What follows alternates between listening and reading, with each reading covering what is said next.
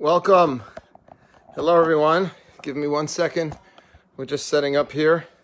As you can see, I am back in the MGE office, the headquarters of the Manhattan Jewish Experience.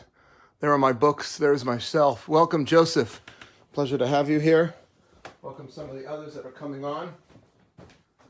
All right. Came back to the city, and here we are again, live. MJE is back in the house, guys. We're here, man. Look how many people are filling up. This is amazing. This is incredible.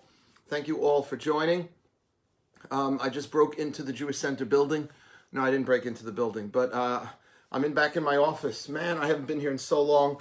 I had my mask and my gloves. Jill and I just came back to the city. We've been away for a couple of weeks in a home, and we're coming back to Manhattan today. And thank you for your beautiful wishes. Liesel, everyone else that's come on, Maya, all these hearts. Isn't it nice to be back here in MJE?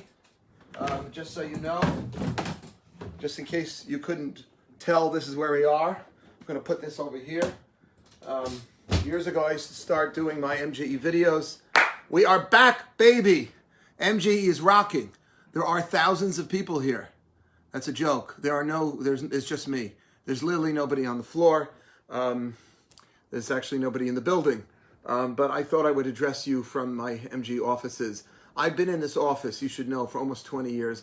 I love this office. I've spent much of my adult life preparing for classes, meeting with my students, and here I am back at my desk. I have to tell you, it feels really, really great. It feels like a little normal within the abnormal. So I want to welcome everyone. It is an absolutely beautiful day. I just drove 2.5 hours from Hunter Mountain to Manhattan, and it's warmer here. It is beautiful. If you can get out today, make sure you get out and go for a run, go for a walk, go to Central Park, go to Riverside Park, practice social distancing, put on masks. It's just a gorgeous day. Today is also Giving Tuesday, which means people are giving. They're giving back. Now, I know what you're thinking. How can I give? I need to take. This is the time of taking, of receiving, and not giving. And I argue just the opposite in my book. Where do I have my 1,000 copies of my leftover book? I'm not here. But in my book, I've demonstrated in my chapter on happiness that what makes people more happy is when we give. And I know that sounds counterproductive. Right now, we feel we need to feed ourselves, and on some level, we do. But the best way to feed yourself is to help others. And there are a number of organizations, including MJE, that are asking for your help today. Whatever you can give, $18, $36, $3,600, $1,800, whatever you're able to do. Obviously, this is a difficult time financially for a lot of people, but we wanted to jump on the bandwagon and ask people to give. You shouldn't just give to MJE today. If you can give to healthcare workers and to people who really need the help to get through this period of time, understand what MJE is doing is helping people get through this time, maybe not physically, but spiritually and mentally. And that's why our topic today continues on our series on health and halacha, how important it is for us to feel good about ourselves and to look at our Jewish tradition to understand what does God expect from us? How do we make these difficult ethical decisions? Yesterday, we spent a great deal of time talking about the case of the Siamese twins. What a beautiful crowd we have joining us. Wow. Let's do it, guys. 38 people. Oh, I can't read properly. 36 people already signed up are joining us right now. Stick with us, guys. I've got an amazing class on cosmetic surgery. We live in a time of technology where we're not only able to communicate with each other, but we're able to fix parts of our bodies that perhaps we're unhappy with. What is the Jewish attitude when it comes to doing this kind of elective surgery? And I forgot to give you the source sheet, but don't worry about the source sheets. I'm going to be explaining everything outside. I'm going to get it right now. It's over here. Okay.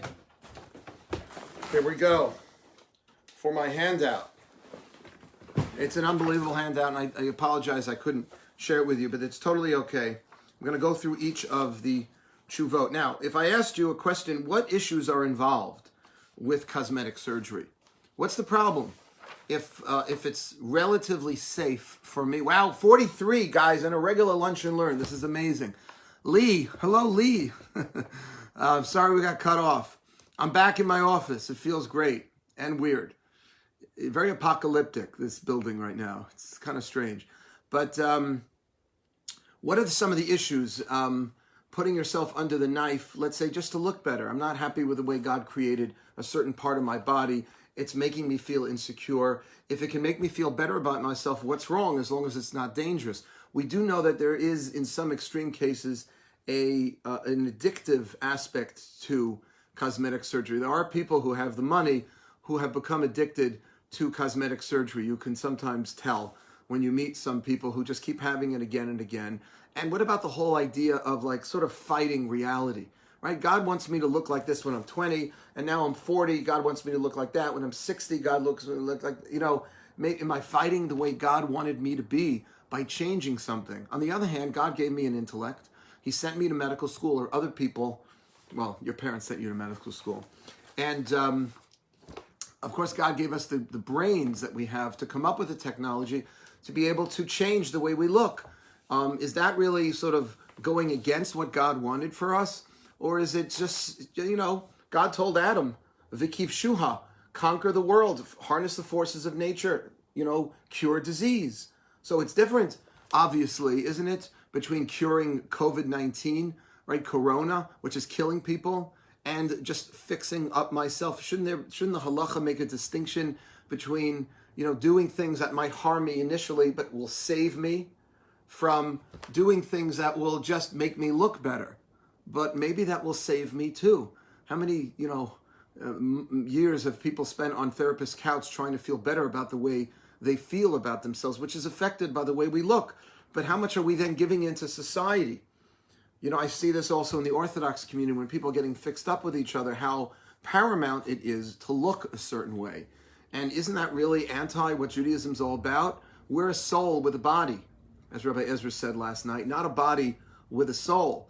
And therefore, maybe we should be more focused on, maybe pouring money into making ourselves look better is really not the way to go. So that's sort of the question.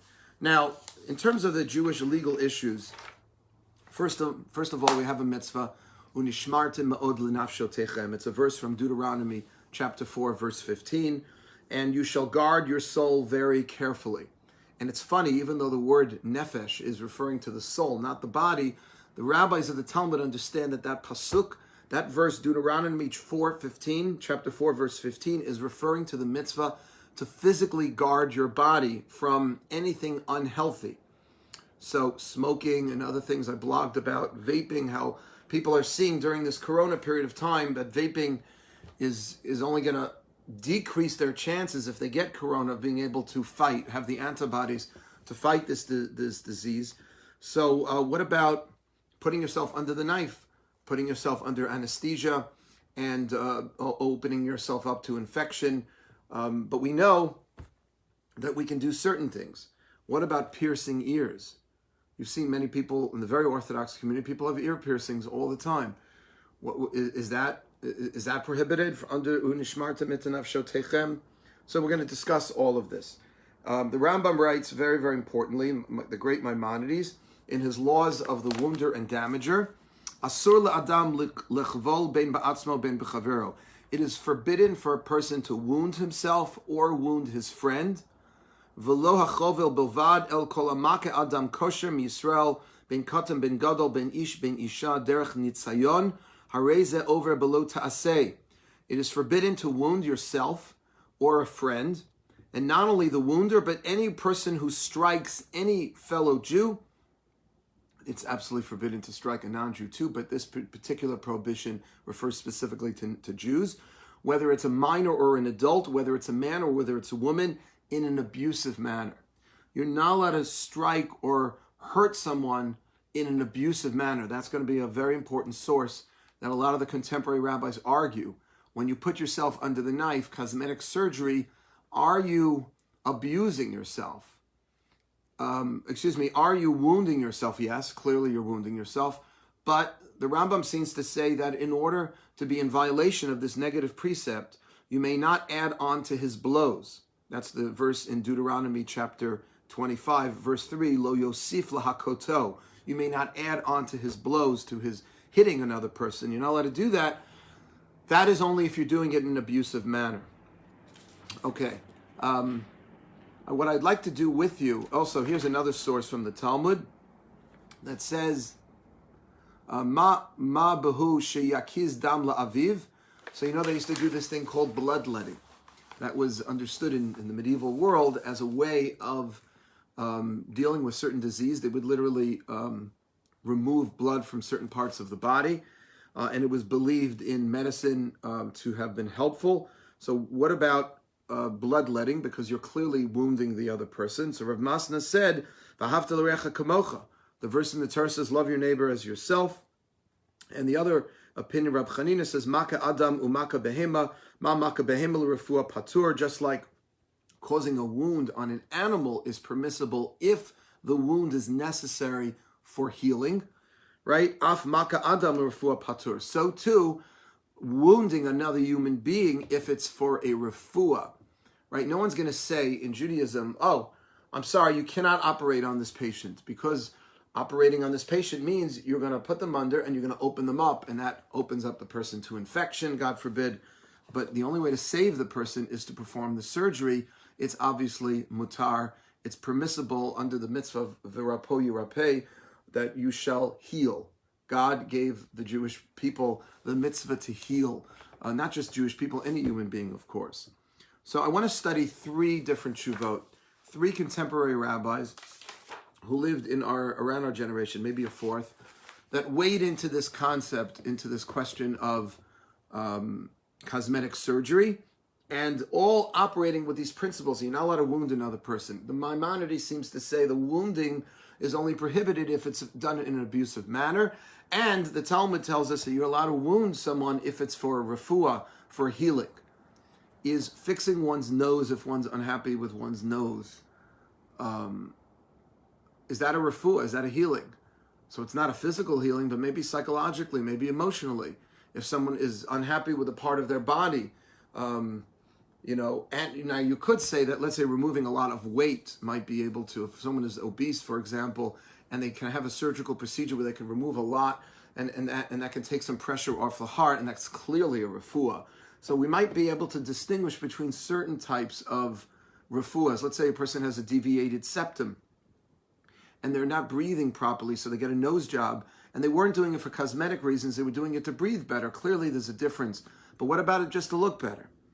So Rav Eliezer Tzvi Waldenberg, he was a great rabbi. He was born in 1917, and he was a member of Israel's Supreme Rabbinical Court, and the rabbi of one of the most prominent hospitals in Israel. Do you know that hospitals in Israel get rabbis? So they answer all the medical ethical questions. Shari Tzedek Medical Center in Jerusalem was, the rabbi for many years was Rabbi Eliezer Yehuda Waldenberg, and he wrote numerous books and articles in all fields of halacha, but he was best known for his decisions on medical issues involving fertility, abortion, organ transplantation, euthanasia, autopsy, smoking, and of course cosmetic surgery, our topic. Welcome everyone. I want to thank everyone for joining. Anyone has any questions, please feel free to continue to ask. So here we go. In my opinion, I'm reading from his tshuva, and I want to thank my dear friend and colleague Rabbi Avi Heller, who translated these tshuvas for MJE so we could have them available in English. In my opinion, there are ramifications of this issue regarding plastic surgeries that doctors are currently performing on many people for the sake of beautifying their organs, even when there's no sickness or pain. And there is a good basis to argue, he says, that it was not for this reason that the Torah gave permission to our doctors to heal. So right away he's starting a little negative. He's saying that the Torah permits you to do certain things to heal people, but not to simply make them look better, even if you can call this healing, he says. And it is not permitted, therefore, to allow doctors to hurt you for this purpose, and there's no permission for the doctor to perform it.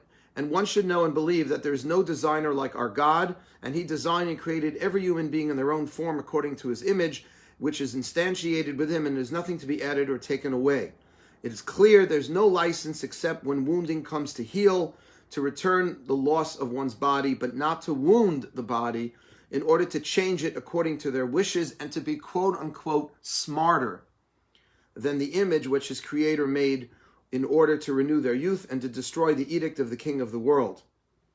And he's basically against it. He's basically against it. Don't worry for those of you who had cosmetic surgery or thinking of getting it. There are other opinions, but I want you to hear all the opinions.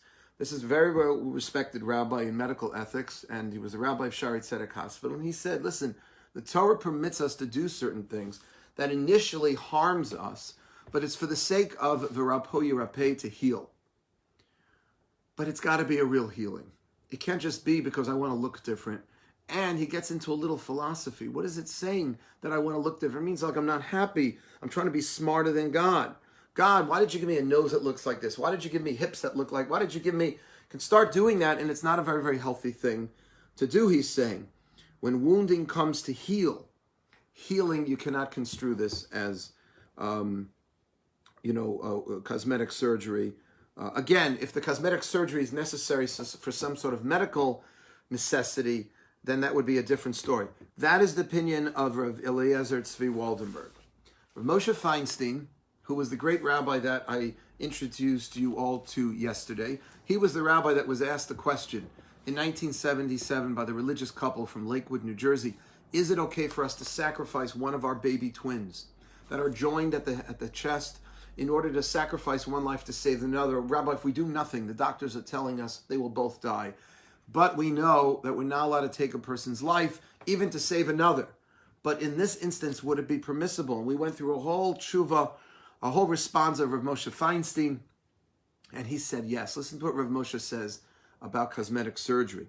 He was asked the question, is it permitted for a young girl, I guess the question was a very specific thing for a young girl, to beautify herself via surgery which involves bodily damage? He says, and he quotes the Rambam, Aval HaRambam hu katav mechovo be'isor hakal adam kosher misrael shubmaka derech nitzayon. That striking a person of Israel, which is a striking in an abusive manner, is what the Torah prohibits. And if so, then the fact is that this wounding, the wounding involved in cosmetic surgery, is not done for abuse. It's actually done for beauty. It is not abusive, it's not degrading, and so therefore the prohibition of wounding another person, which is a very serious prohibition, by the way, of wounding someone else or yourself, does not apply, because the only time the prohibition, according to Rav Moshe Feinstein, applies to yourself or someone else is when it's a wounding in an abusive manner. And this is just the opposite. The reason why, let's say in the case of a nose job, that someone is being wounded is they're breaking the nose in order to reset it to make it look more attractive. And therefore, Rav Moshe was very, very curt on this. It was very, very straightforward. That's the prohibition, is wounding abusively. This is not an abusive wounding. It's a wounding. Cosmetic surgery, let's say breast augmentation, which involves that, or let's say liposuction, all this kind of stuff that's done just to make oneself look a little better. Maybe liposuction is different because it's maybe there's a real physical healing involved. But even if it's not physical healing, since the prohibition, according to Rav Moshe Feinstein, is only if it's done, if the abuse is done in an abusive manner, then it only applies, that prohibition applies, and therefore it's permissible. According to Rav Moshe Feinstein, he disagrees completely with the first rabbi, Rabbi Eliezer Tzvi Waldenberg, and Rav Moshe was a heavy hitter, and he said it was okay. I'm going to study two more opinions. Rav Bryce, who was born in Poland in 1896. Rabbi Yaakov Bryce, he served as the rabbi of a number of communities in Poland and Germany. And in 1934, he fled from the Nazis, settled in Switzerland, where he served as the rabbi of the Jewish community. I always wondered if my mother's family, my grandparents, knew him, or because they lived actually in Liechtenstein. They fled Nazi Germany in 1937, and they lived from 37 to 40 in Liechtenstein. My mother of blessed memory was born in Zurich, in Switzerland, and he was the rabbi then. So I don't know, but I always wondered about that. Anyway, listen to what he writes.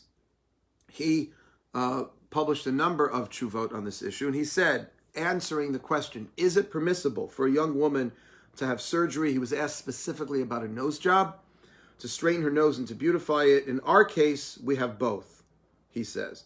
For probably she is embarrassed by her nose to go with her friends, and since in general women are judged by their beauty, if so, there is no greater pain than this, so it is a clear halachic decision. Meaning, it's permissible. He thinks it's okay. It's very interesting. He's directly responding to the question that he was posed, and he says that since, unfortunately, women are judged by their beauty. Now, I think everyone in our society is judged by their beauty, but unfortunately, women are more objectified in our society than men are still. And since people are judged, in particular women, by their beauty, she's in pain, and she's using this to heal her pain, and that is therefore permissible. He didn't get into, says the Sharle Sot Chabura, because of the tsa'ar, the anguish that she's experiencing, even though, this is me speaking now, you would say maybe she should get over her anguish, get some therapy, and realize that this is the way Hashem created her, or me, or you, and I've got this and you've got that. We all have our imperfections, and we have to learn how to embrace them and not to change them necessarily. He said, no, this is the way, unfortunately, people are evaluated, and you have to deal with the reality. He quotes all of these sources. Okay. He's taking a very, very practical kind of approach. One last approach that I will share with you, and that was Rav Shlomo Zalman Auerbach. Shlomo Zalman Auerbach was after Moshe Feinstein passed away, Rav Auerbach seemed to be considered the leading halachic authority. He lived in Israel. He was an extremely humble man. And I feel like I have a little of a connection, not because I knew him directly, but because one of my Rebbeim, Rav Nevinsel, I'm just looking at a picture on my wall of a picture of me and my Rebbe, Rav Nevinsel. Rav Nevinsel, Shlita, should live and be well, one of the greatest halachic and Talmudic and just a tzaddik, righteous person of our generation, was chavrutas for 40 years, was a study partner for 40 years with Shlomo Zalman Auerbach. And Rav Auerbach was born in Jerusalem in 1910, and he was also recognized as one of the prominent poskim, halachic decisors. Many of his decisions and works related to halachic problems arose in terms of modern technology, and at the age of 22, he published a book called Me'orei Eish, which dealt with the issues of electricity and Shabbat, which is a whole big area. And many of the halachic literature and responses written by other rabbis were based on Rav Auerbach's work. So he's a real seminal thinker and halachic authority. He said the following: plastic surgery. I will respond to you briefly, but my humble opinion that in cases when it is not done for the sake of beauty, but because of pain. Now he's kind of forging a middle road. We have opinions already that say it's forbidden, right? Who was the first opinion was Rav Eliezer Tzvi Waldenberg. This is not what the Torah permitted doctors to heal for. Healing is to heal you physically. And there's no designer like our God, and you're trying to be smarter than God, and it's forbidden. Rav Moshe Feinstein disagreed and went to the other view and said, no, the prohibition is to wound someone in an abusive manner. Elective or cosmetic surgery is wounding someone. You have to break the nose in order to reset it, but you're doing it for the sake of beauty, not abusive, and therefore it's permissible. And Rav Bryce went along with that for a little different reason, that unfortunately, since people are judged by their beauty and their person's experiencing pain, comes along Rav Shlomo Zalman and kind of develops a middle approach a little.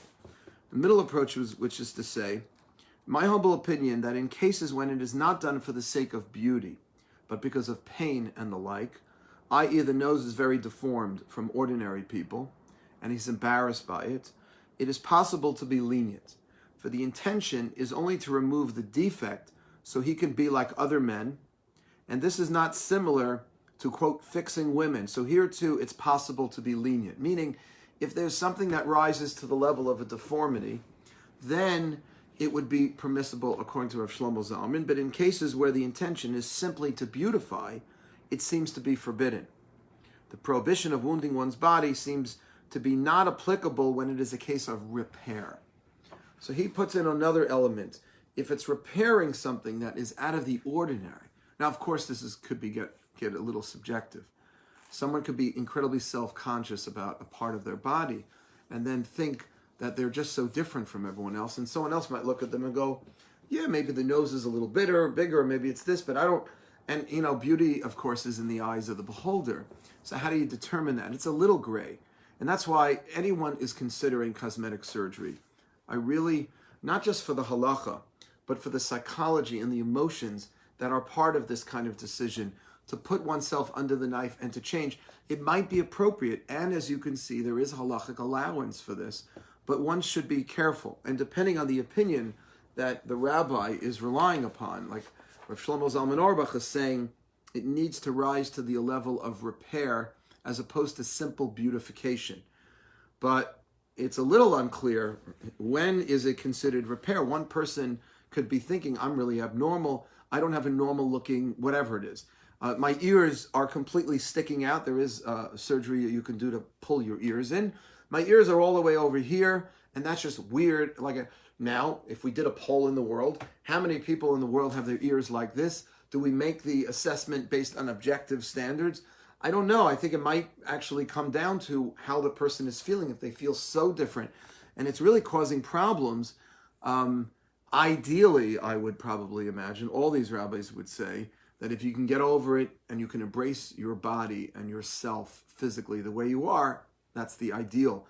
But let's say a person's really struggling with it, and they have other things to struggle, and they can't win every battle, and the doctors demonstrate that this is relatively safe, and we've got the technology today so that the risk of infection and other things that are involved in surgery is so minimus today that it is really not a problem. Then there might be really a leeway for to be able to do cosmetic surgery. I'm a lightweight, certainly relative to these great rabbis, so this is way above my pay grade, which is why I'm sharing with you opinions of some of the great rabbis of our generation. But it's a really interesting question. And I think it begs a bigger issue, which is not just, is it technically okay? Is it technically a violation of wounding oneself? According to Rav Moshe Feinstein, it is not. According to others, it might be. There's a debate on that.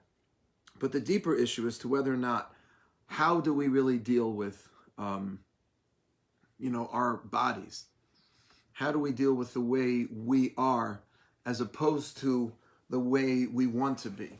And this is a very, very important question I thought I would just spend a moment on, because we spend so much time in our lives, and not just in terms of our bodies, but we spend a lot of time in our lives trying to change our reality, as opposed to learning how to develop ourselves within our reality. And this is an extremely important and difficult area, because we're always supposed to get better. We're supposed to improve ourselves. I'm encouraging my children to work out every day, especially during this Corona period, right? Because we want to feel good about ourselves and we want to be healthy.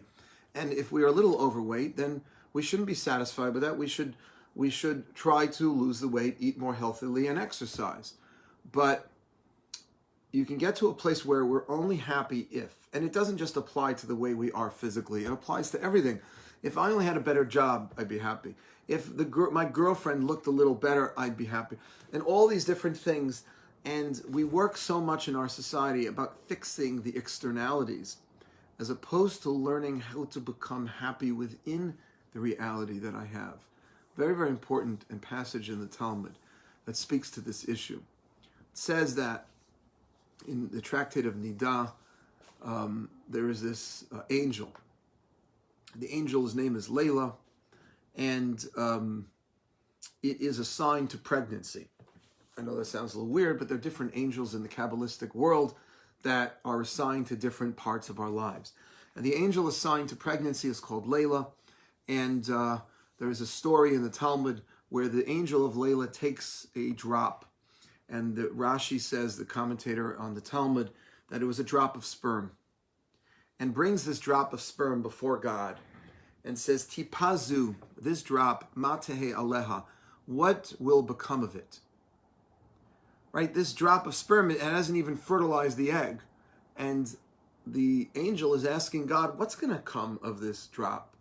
Will it be a wise person or a foolish person? Will it be a strong person or a weak person? Will it be a smart person or a foolish person? Will it be a rich person or a poor person? And that's a real problem, because it seems like even before the sperm has fertilized the egg, even before there's been a person formed. It seems like a lot of these things are predetermined. It's a whole class, it's a whole source that I teach in my class on free will. But don't fret, because one question that the angel never asks God, whether this drop will develop into a person that will be a tzaddik or rasha, a righteous person or a wicked person. Why? Because hakol b'shamayim hi chutz mirat shamayim, says the Talmud. Because everything is in God's hands except for the fear of God. What does that mean? In a sense, we believe in free will in Judaism. It's a cornerstone of our faith, but how much free will do we really have on how we look? How much free will do we have really on how much money we make? How much free will do we have on how smart or not so smart we are? We can tweak all of these things, but we all know that we're created in a certain way, and we can tweak the way we look. We can work out, we can lose weight, we can do it, and we should. We should perfect ourselves, even physically, as much as we can within reason. And we can do the same thing intellectually. We can do the same thing money-wise. But it's circumscribed within a certain kind of framework. We don't have full ability to change exactly how much money. We like to think we do, but we grow up in a certain socioeconomic status, we go to certain schools, and we're limited. Some people can break out, and there are exceptions to every rule, rags to riches, and you could change the way you look to some degree, and but we spend so much time in our society trying to change that, when the one thing we can totally change, and over which we have total control, kol bidei shamayim, everything's in God's hands, the way we look and how much money, rich or poor, smart, not as so smart, except yirat shamayim, which is our fear of God, which is our value system. Our value system we have total control over. That is given to us to completely master in our lives. And what pains me sometimes is when I see, and we're all subject to this, so many people in our world trying to change so many things about their lives that can be tweaked a little. But what can be dramatically changed is our values, is the way we behave, the way we speak, what we eat, what we choose to do, the people we interact with, the professions we go into. Those are things that we have total control over. Total control. And guess what? What are we really evaluated on in our lives? How much money we make? What we look like? You think God really cares about those things? On Rosh Hashanah Yom Kippur, when we come to synagogue, and we're praying to God, and we're asking God, please forgive me for A, B, and C. Do you think does anyone imagine that they're being evaluated with how successful they were in the last year? We pray to Hashem to bless us with success. Who doesn't want success? And you can do great things with money and with success. Of course, that's the story of Joseph in the Bible.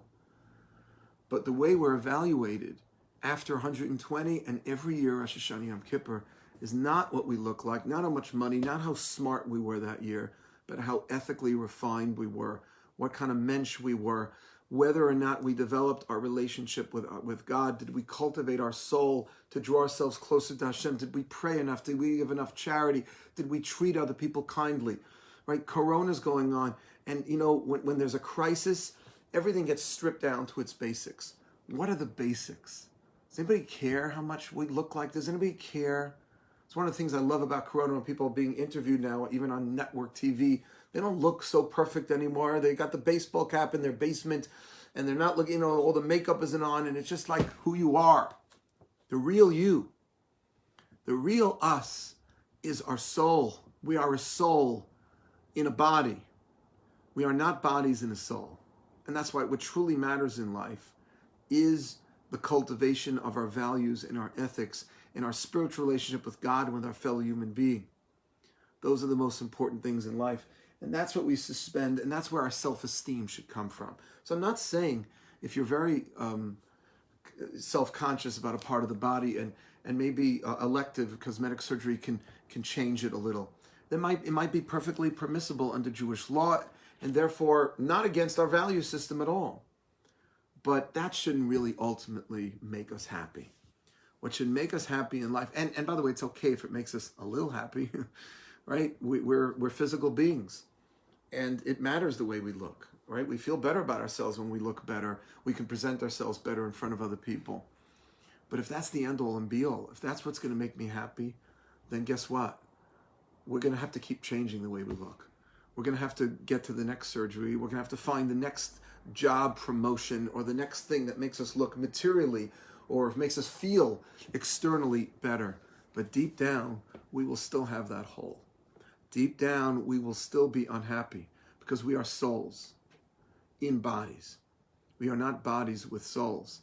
And if you keep feeding the body and you ignore the soul, you're going to be unhappy. That's what I wrote in my first chapter on happiness. Happiness has to do with cultivating the deeper things in life and our relationships and our friendships and the way we treat each other and my relationship with my Creator. Because we all know deep down, the sensitive, at least among us, know that we have something greater than the animal kingdom. And if we don't feed that part of who we are, and we put all of our sort of happy eggs, if you will, our happiness eggs in the basket of physical success, material success, the way I look, how much money, whatever it is. And by the way, there's nothing wrong in Judaism. We're not an ascetic people. Nothing wrong with Judaism with feeling happier because I have a little more. And that's normal.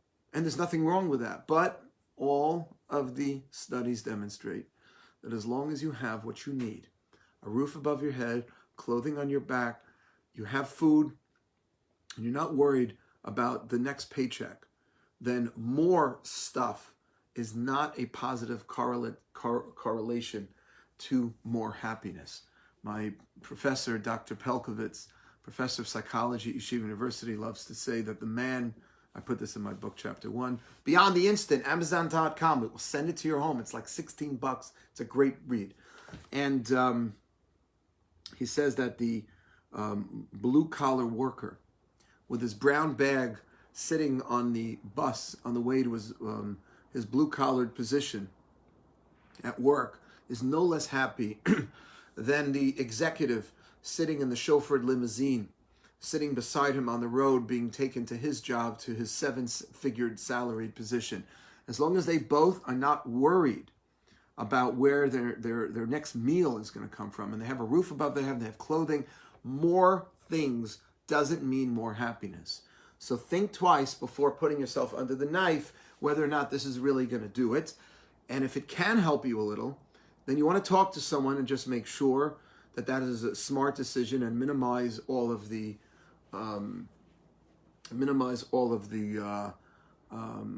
the dangers, the physical dangers, and get yourself a good doctor and do the procedure in the best possible way, because there is halachic allowance to do this clearly, but to do it for the right reasons, because it's one of the issues. And if you fix this, whether it's the nose or it's the breast augmentation or it's whatever it is, that you're not putting all of your eggs in that basket, because that's not what's going to ultimately make us happier.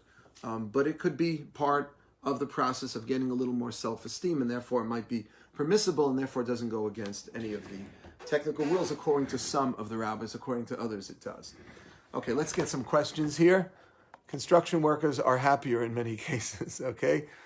We can have it all. Amy is saying, Khani is asking, most plastic surgery consults include a psych evaluation. I did not know that, which helps determine the individual's motivation for choosing the procedure.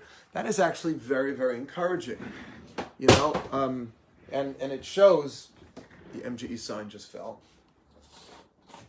It's still intact. Look how much endurance the Manhattan Jewish Experience has. It shows that it's not just forget that.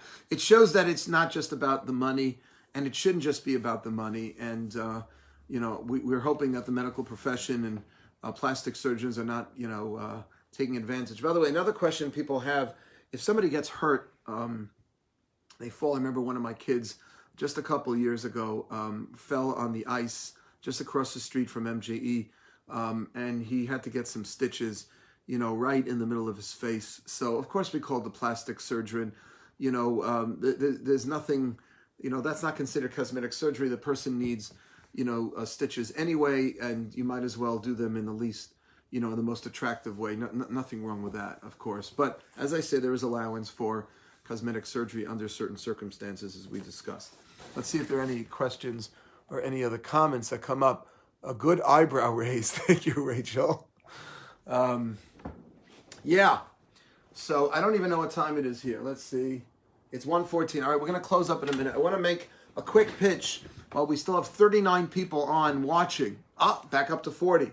That 40th person could be the answer to our dreams. Please don't let the day go by without making a donation. I know the last thing you're thinking about right now is donating and giving away some of your money. MGE has been trying extremely hard to keep all of our MGE staff on staff. Why? What is our whole staff doing? You know what they're doing? They're organizing these classes. We have 20 different things being offered on Facebook Live every week. Kabbalat, Shabbat, and Havdalah. This lunch and learn every day. Rabbi Ezra and I, and Dr. Adina Berkowitz just did this amazing panel last night. We're doing these all the time.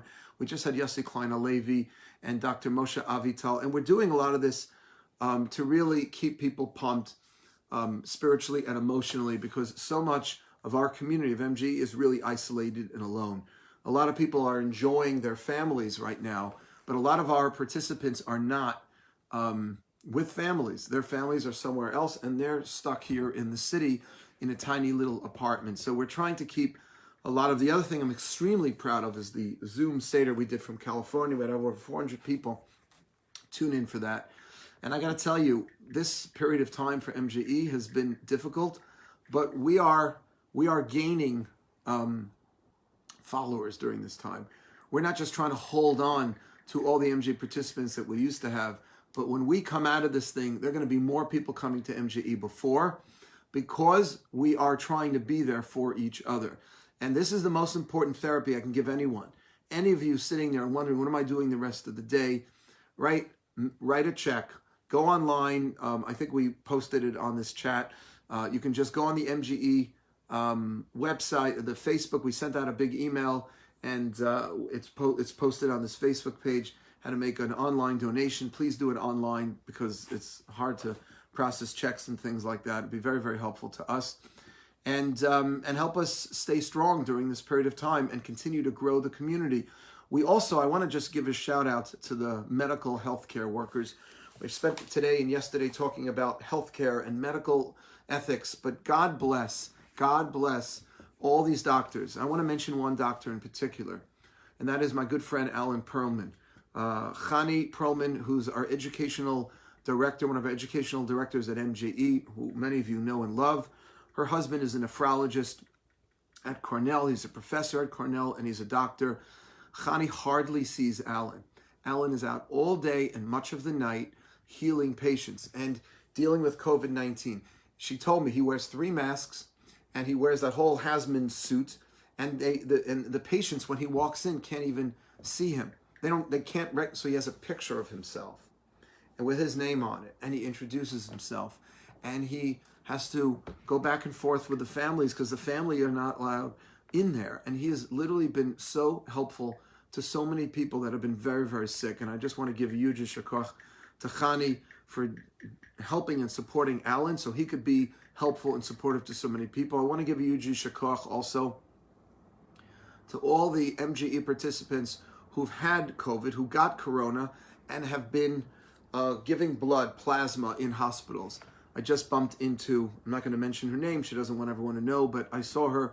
I was walking on the street on the west side, and I saw a friend of mine who just came back from the hospital. She waited for quite a while to give blood because she had COVID, her whole family did, and they all went to donate plasma, and God bless them, and kol hakavod for them. I think it's incredible, and MGE obviously is not in the business of saving physical lives. We're in the business of saving people's lives spiritually. But I would say that during this corona period, our goal is to keep people spiritually pumped, to stay sane, and to give love and support to those people who are saving physical lives. I want to thank my dear friend Moshe Bellows also. He had COVID. He's one of the first friends of mine that had corona. And when he got healed, he went right to the hospital to donate also, whatever. They've been, I'm just mentioning the people, my dear friend Avi Yashovsky.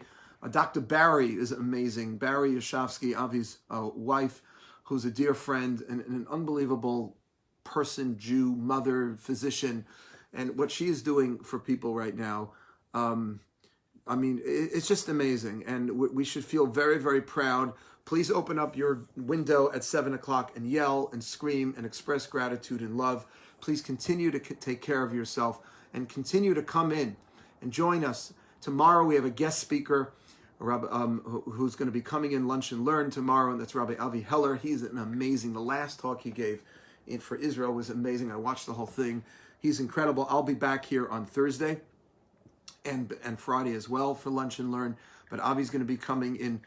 Avi will be coming in tomorrow. He's an amazing teacher. And I was asked to announce that give your tax stimulus check if you're still employed. Oh, give your tax stimulus check if you're still employed. Thank you, Joseph.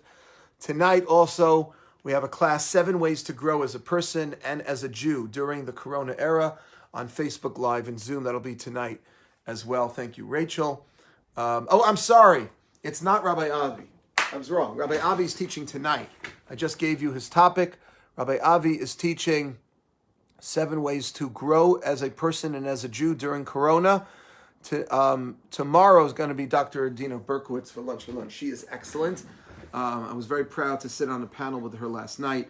So tune in here tomorrow. I'll see you guys back on Thursday. Also, I'm teaching on Wednesday night a class on prayer, my next level class. It is open for anyone who's interested, but it is on Zoom, not on Facebook Live.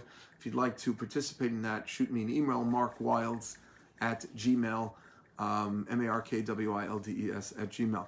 Thank you all for participating and joining and coming in. Enjoy the beautiful day. Stay healthy, stay strong, and I hope we grew a little from our discussion together. Thanks for listening, everyone. It was a pleasure, and what an honor to come to you live from MJE. Be good. Remember, don't let the day go by without picking up the phone and calling someone who could use a word of comfort and encouragement. God bless you all.